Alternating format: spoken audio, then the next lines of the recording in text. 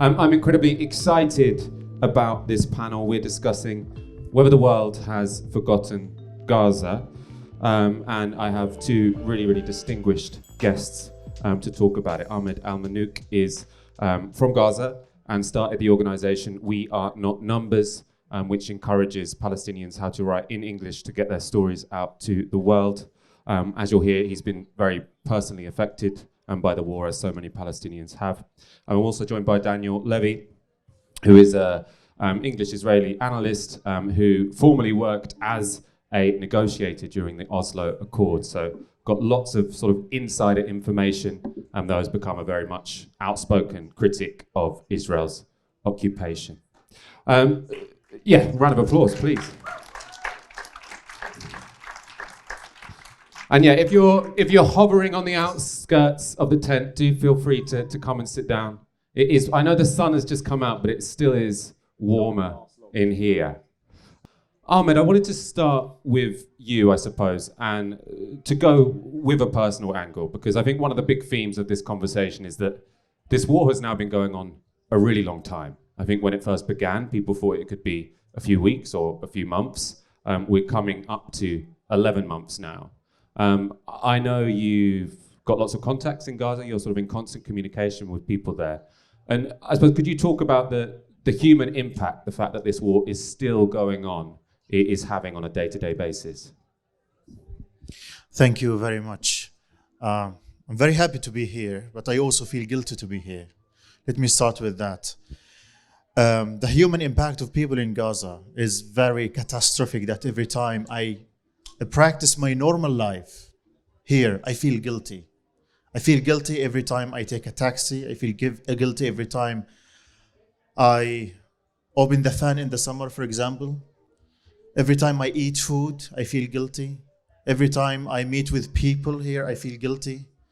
I'm feeling guilty all the time because everything I'm enjoying here, my people in Gaza are deprived from. And yes, I lost many family members. I lost 21 members of my family, my immediate family members, my father, my brothers, my sisters, my nieces and nephews. I lost all of them, but I still have a few family members in Gaza. And for example, yesterday, my sister called me and she told me, Ahmed, please find me a tent. The Israelis called her and they told her to evacuate the whole area, which was the last space, the last place in Gaza Strip that was safe.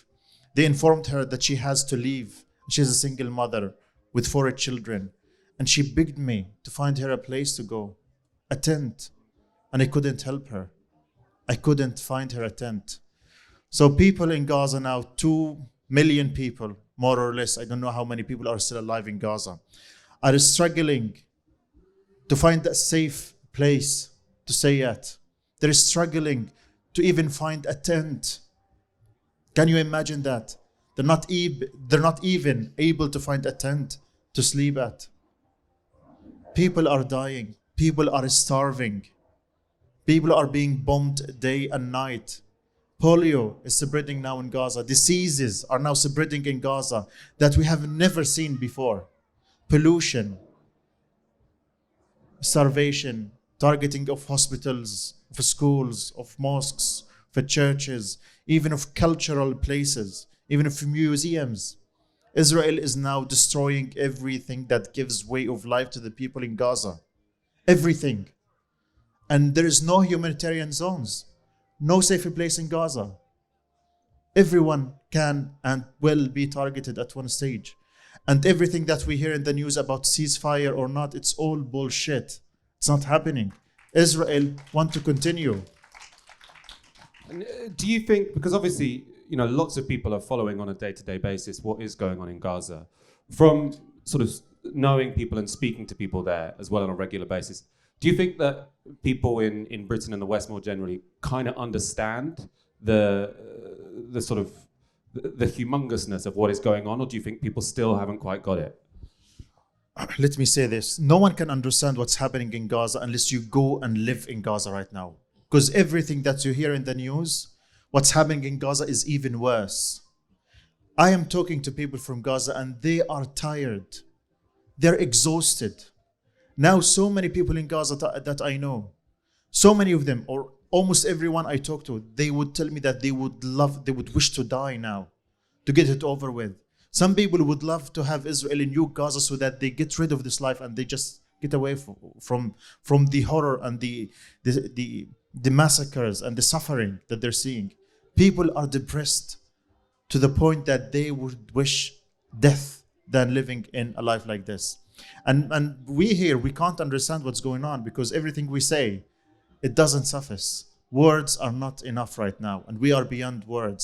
And me personally, I am tired and exhausted of talking about the tragedies in Gaza because it is beyond description. It's beyond imagination, unfortunately.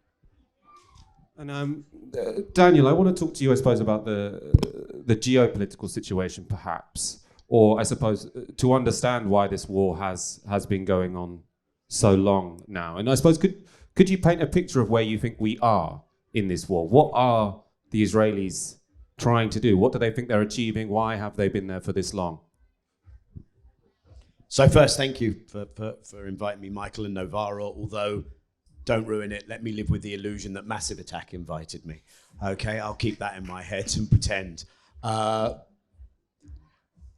mean, listening to you, Ahmed, and it's this so that personal connection and recollection. But when we hear from these doctors, aid agencies, UN workers who have been in every hellhole where there has been a conflict, and yet what they keep telling us is they have never seen anything like this. And what I've tried throughout this to say is October 7th and the militant attack from Gaza broke international law, cannot be accepted. Everything Israel has done from the very first morning when they announced no food, fuel, water, electricity, to the daily mass civilian killings has been a violation of international law and is unacceptable. But the third thing we have to hold in our heads is there's a context to this. And that speaks to what you just asked, Michael, which is October 6th, 2023 was a pretty normal day for Israelis. October 6th, 2023 was another day of living under permanent illegal occupation and a regime of apartheid for Palestinians. There was nothing normal about that day. So this inability to deal with context, and that context is how are we where we are still today? So why is it like this? There's a narrow political answer to that question, okay? Because you have a certain Israeli government and people would begin to be familiar with the names of these extremist ministers, and for Netanyahu, resurrecting his political longevity by being the indispensable wartime leader is working. But you have to go a layer deeper, which is when we look at the situation of Palestinians in Gaza, wait, what do you mean? They're being shunted from one refugee camp to another to a non-safe zone. Wait, why are these people refugees in the first place? Why is the vast majority of the Palestinian population in Gaza refugees? Where are they refugees from?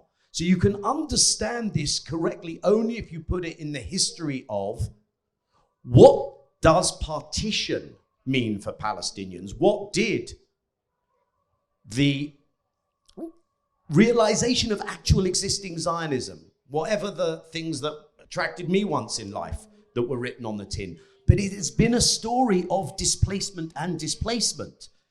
So Palestinians in Gaza were displaced at the creation of Israel. That's why it's a refugee population, because they were never allowed back. And that partly explains why this isn't just about Netanyahu's political survival. It's certainly not just about, how does one re-establish security for those communities in the south of Israel. This is the continuation of the displacement and ethnic cleansing and inability to accept the humanity and dignity and equality of Palestinians. And that's the core. And that's why this not only can continue, but that's why you see this endless assault to your senses of these videos not necessarily coming from Al Jazeera, but these videos coming from the Israeli military self-incriminating themselves on social media. And that's why you get to what the International Criminal Court have come down with, what the International Court of Justice have come down with, which is the illegality of the occupation itself. And if, just to wrap your head around why this doesn't begin on October 7th. If you were born in Gaza when the Israeli blockade began, I'm not going back now to Nakba, but when the blockade of 2006 began, before this started, you would just be beginning to graduate high school, having lived your entire life under a siege where you could not exit this tiny area. And we allowed that to be normal, and it's anything but.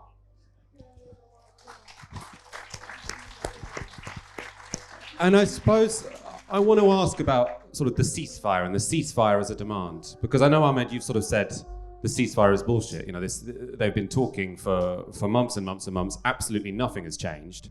It doesn't seem like anyone on the Israeli side has any interest in a ceasefire whatsoever.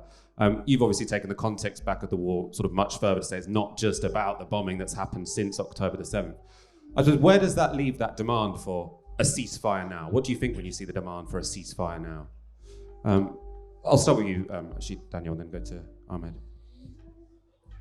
Well, I mean, two things then to say about this. First of all, when crimes are being committed, desisting from committing those crimes should not be dependent on a negotiation and what's going on in that negotiation. Okay, realpolitik, that might be where it's going, but that should not be acceptable.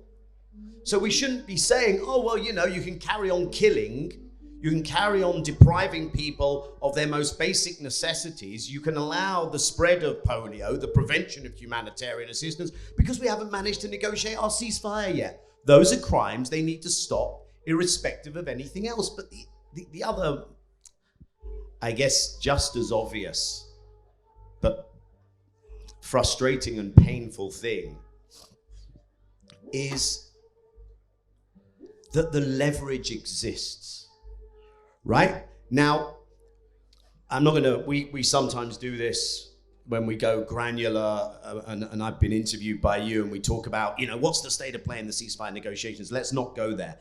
The easiest way to say this is that I think for many Western audiences, the idea that Hamas can have a position that has a lot of reasonableness to it is an impossible point of entry, given how everything is displayed in Western media, in mainstream Western media. So the Hamas position has been, ceasefire means ceasefire. It doesn't mean 4 weeks. And the Israelis should not be held in Gaza. I want to be clear about that. Certainly not Israeli civilians. But it can't just be 4 weeks in which we'll do some deals and then you carry on bombing indiscriminately. So the difference in the two negotiating positions has been the Israeli insistence that the ceasefire would be temporary. But the key here is, what role does external pressure and the incentive structure and the leverage have to play here? Because left to its own devices, Israel will not agree under these circumstances and with this government to a ceasefire, and therefore you have to deploy that leverage. And the Biden administration, let's be clear, has continued to send a conveyor belt of weapons to Israel, without which this could not continue. And of course, there are other countries with complicity, and we can talk about the UK. But if you want to get a ceasefire, you use the leverage you have. You don't just take Israeli proposals, package them as American proposals, blame the other side, send the weapons, and then say, well, we tried our best, well, it's just not working. I suppose because there is an inherent ambiguity in sort of the demand for a ceasefire, because sort of the good demand for a ceasefire is to say you need to put all the leverage you possibly can on Israel to stop them bombing innocent people, which would be an arms embargo, for example. It could mean many of things. But the problem with the ceasefire demand, and obviously I think everyone who's been out protesting for a ceasefire. That's brilliant. I'm not here to sort of say, oh, they should have chosen a different slogan. But what's frustrating is that you have all of these politicians from the Labour Party, from the Tory Party, from the Democrats, from the Republicans who say, we want a ceasefire. So that they can stand up and say, we want a ceasefire. But if you're in the Biden administration, you say, oh, but Hamas need to accept what you've just said would be a sort of unreasonable position, which is to say, accept a 4-week pause, lose all your leverage, and then we'll start bombing you again. I suppose, what do you think about this sort of this discussion about a ceasefire? Do you think we should just sort of stop talking about it and move beyond that talking point? Well, Michael, I was born in 1994. In 1994, there was the Oslo Accord, in which the Palestinians and the Israelis agreed that finally we recognize each other. We'll have a Palestinian state, Israeli state, the borders of 67. And until now, that agreement wasn't accomplished. Israel's strategy, always with the Palestinians, is that they weaponize time against us. They say, let's negotiate for 5 years until we reach the Palestinian state. And these negotiations lasted forever. And they will never accomplish anything. This is exactly what's happening right now. Yeah. This is exactly what's happening right now. Israel is weaponizing time against the Palestinians. They're saying from the very beginning of this war, they said, okay, we need a deal, let's negotiate. And these negotiations will last forever. Why do they last forever? Because unfortunately, Israel is having all the leverage. They have the US support, though you have the European support. And by the way, Europe and the US and the UK are complicit in this war, because at the time that we're calling for a ceasefire, they're still supporting Israel with the weapons they need. All the weapons that Israel is using against us are made in Europe, they are made in the UK, they are made in the US, they are provided with the US. So you can't have a ceasefire if Israel have the absolute power, all of the weapons. And you never have a ceasefire when Israel is governed by a far-right government, psychopaths like Netanyahu, who just want to destroy the Palestinian people, who have clearly, and the Israeli army and the Israeli officials, they have clearly said that they want a second Nakba for the Palestinian people. They will not do a ceasefire unless they have accomplished that. Israel wants peace. I agree with Netanyahu. I agree with those Israeli lobbyists. Israel wants peace, but they want peace according to their own agenda. They want a peace in the state of Palestine between the river and the sea, without the Palestinians between the river and the sea. That is a problem. So we in the UK, we need to strategize. We need to think more. Calling for a ceasefire. Listen, we have been calling for a ceasefire for 9 months. We have been protesting for 9 months. Hundreds of thousands of people have been protesting for 9 months or 8 months or 11 months. I don't know. I lost count. And they have failed. So what do we do right now? We need actual pressure, not asking kindly. And Daniel, have you been surprised, I suppose, at how unconditional Western support has been for Israel throughout this? Because, you know, I think it's almost 11 months now this has been going on. And you could you can list a number of what were supposedly red lines that then just happened and there was no consequences whatsoever for Israel. So if you remember sort of months ago, they were saying, if they go into Rafah, that's a red line, because they've bombed the whole of Gaza, they've pushed people into this really small section of it. It would be a humanitarian catastrophe if you started bombing Rafah. People were sort of writing this was a red line for the Biden administration.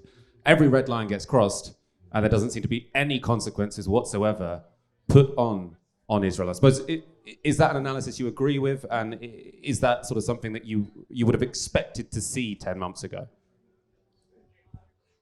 I mean, I consider myself quite a hard-headed realist who doesn't wear very rose-tinted spectacles when it comes to any of these things. But I have been, I think, yes, surprised at how broken our politics is, that this degree of complicity, unwillingness to generate accountability.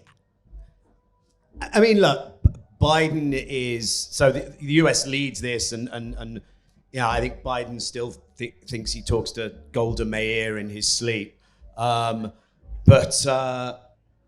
But yeah, it's also it's such a painful example of that broken politics, because that's not where the public sentiment is. And I think a lot of the anger derives not only from the policy being so brazen in, you know, remember, this comes after a year and a half, in which there was the West saying, we're the bearers of the rules-based international order. We stand up for international legality. Global South, join us. Why aren't you all with us on Russia, Ukraine?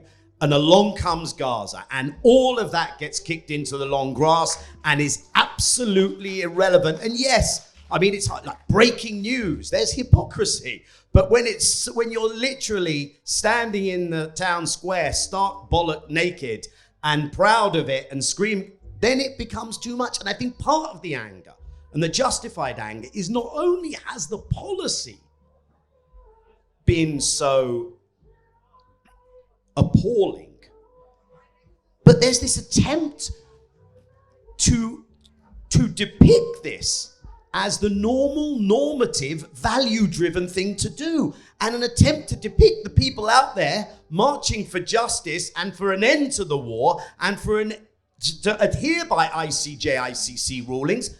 Those are the hate marchers. And so I think that's the disconnect, the attempt to claim the moral high ground for the most immoral policy possible. And the last thing I'll say on this is, I mean, one of the things that's given me encouragement, of course, is the numbers, the degree of mobilization, what we've seen. And also, and I'm just going to say this as someone who's very proud of their Jewish background, the number of Jewish voices that have come out there. But I don't want my community, and I'm ashamed by the leadership of the Jewish community, that they are happy to see themselves deployed in the front line of this cultural war that is bad news for everyone, including for Jews. So this is a terrible mistake, but I'm glad that there are more and more dissenting Jewish voices on this. I want to stay on that just for a moment, because people who have been involved in sort of activism related to Palestine will have been involved in conversations such as this very, very often, where people who are anti-Zionist or protesting against various Israeli policies get called anti-Semitic. And I suppose, what do you think is the current conversation within Britain's Jewish community? I know, as you say, sort of the official organisations, the Board of Deputies, they are just outright seem to just be defending the Israeli government position. I mean, they won't say that explicitly, but in effect they do. But do you think there is a real internal struggle going on within the British Jewish community? I think that Israel became such a central organizing vector in Jewish life that I understand how difficult it is for people to, literally unpack a central tenet of their identity and reinvent that. And I think about that also in terms of Israeli Jews who, when do we begin to question whatever, happy, clappy ideas one could attribute to the idea of Jewish self-determination, but actual existing Zionism has not been around since yesterday.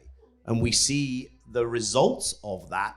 And that, of course, you cannot have security when you deny another people their rights. That just doesn't happen. No one gets that anywhere.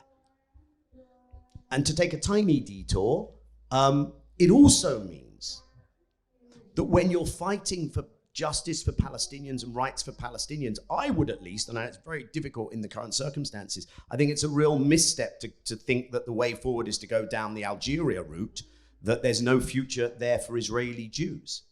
Whatever the veracity of the settler colonial paradigm, which I think it is, Israeli Jews are not going away, and actually one has to convince them, and by extension, the broader Jewish community, that the way that you will have security is by ending this regime of ethnic supremacy, because that cannot give you security. And I just want to acknowledge that's a difficult conversation to have, as you can imagine, in Jewish spaces.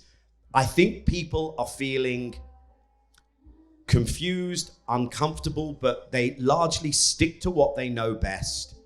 And and unfortunately also wield whatever power and influence this successful, all too dangerously successful conflation and weaponization of anti-Semitism. It's become the easy go-to place, right? Oh, good, I don't have to worry and think about what Israel's doing. Instead, I'll attack you because that chant, that flag, that slogan, I can call that anti-Semitism. Now I'm in my happy place. I'm in my victimhood place. You're in the wrong, and I don't have to question those things. And that's, we just, I mean, loads of us are, one thing I will say, we're not going to shut up anymore. The changes that you see, the challenges inside the Jewish world, whether it's the Oscar acceptance speech, whether it's, whether it's the Jewish bloc in the marches, that's not going to go away. Ahmed, I wanted to sort of talk about, I suppose, activism. And I know obviously you sort of opened this conversation by saying that you feel, guilty to be here and not there. And I can imagine sort of how, devastating that is. But I know you've been very busy in this country sort of trying to use as much leverage as you can. And I suppose I wanted to ask you for your reflections on activism surrounding Palestine over the past 10 months. What do you think has been effective? What lessons have you learned over the past 10 months? What do you think are sort of the priorities that people should be taking into their activism on this issue? Yeah, of course. This session is called, Does the World Care About Gaza, Still Care About Gaza? This is a very important question. Maybe the same answer to it is the answer to your question now. I think we need to study our experience here in the UK and all around the world. We, the activists, the pro-Palestine activists, we succeeded in some parts and we failed in other parts. We succeeded in mobilizing the world with Gaza, for Gaza. We have been protesting for 10 months. Hundreds of thousands of people who protested here in the UK. Millions of other people who protested outside the UK. In the US, in Indonesia, in Yemen, in Iraq, everywhere. Protests have been everywhere. The pro-Palestine symbols have been spreading all over the UK and elsewhere. Now, for example, a few weeks ago when I went to Glastonbury, so many Palestinian flags were there, so many kufiyas. So we succeeded in telling the world our story, our struggle. We succeeded in changing people's mind about the Israel-Palestine conflict. We succeeded in all of that. But unfortunately, we failed in one of the most important things, which is stopping the genocide. We have been protesting, we have been calling, we have been doing a lot of work, we Palestinians and non-Palestinians, and we failed.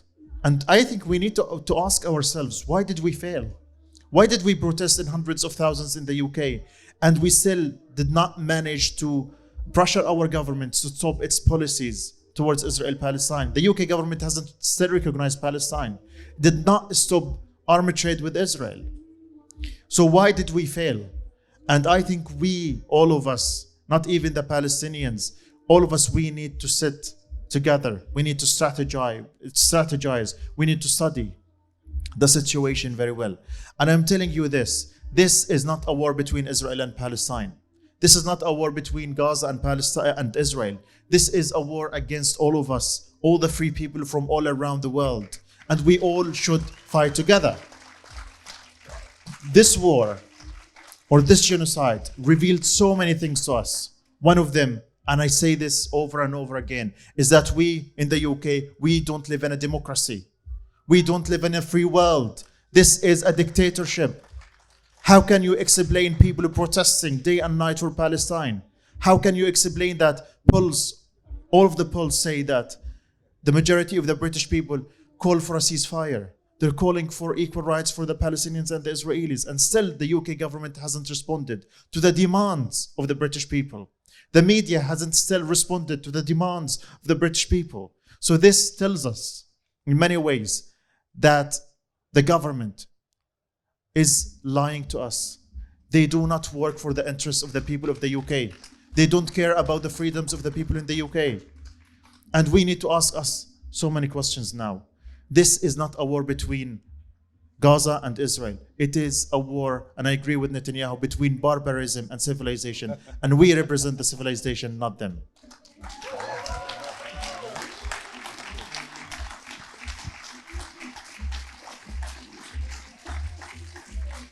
I know you've said sort of the movement has failed because there isn't a ceasefire, and I suppose can it succeed? I suppose it's because it's such a hard thing to achieve, especially when you've got American empire, right? It doesn't get more powerful than that. When you've got an Israeli government that doesn't really seem to care about public opinion anywhere.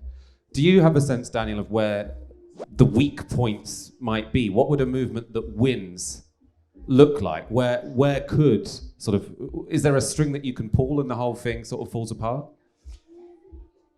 No, because that's not the nature of change and of movement building and of the building blocks of changing incentive structures and pressures. Look, the hard thing which has to be said is there is no Palestinian unified national movement that can carry that. And nothing can be a replacement for that. And the PLO is not that anymore because it has been caught up in managing the Palestinian Authority and managing Oslo, which, whatever the debate over what were the intentions, and when you were born in 1994, I was negotiating. I mean, not necessarily at the moment you were born, I don't know. But once you've been managing a limited self-governing authority which exists at the goodwill of the occupying power, when you've been doing that for 3 decades, you become part of that structure. You've been co-opted. So Palestinians need to be given the space also to pull their politics together and a strategy together that people who support that freedom can swing behind. And yes, of course, movements exists, good ambassadors in some places exist, but that does not exist. And I think it's just needs to be acknowledged that is a crucial missing piece, but also it's not coincidental. Yeah, those structures are kept in place for a reason because they are convenient for managing the occupation apartheid status quo. It's not a coincidence which Palestinian leaders get assassinated, which Palestinian leaders get put in prison for life. Massive Attack did the part of the soundtrack for a really good documentary about Marwan Barghouti, who is a very important Palestinian leader in Israeli jails, called Tomorrow's Freedom, and I recommend people look that up. So that is part of how one drives that change. For now, can I get an enormous round of applause for Daniel Levy and Ahmed Alnaouq? Thank you very much. Thank you.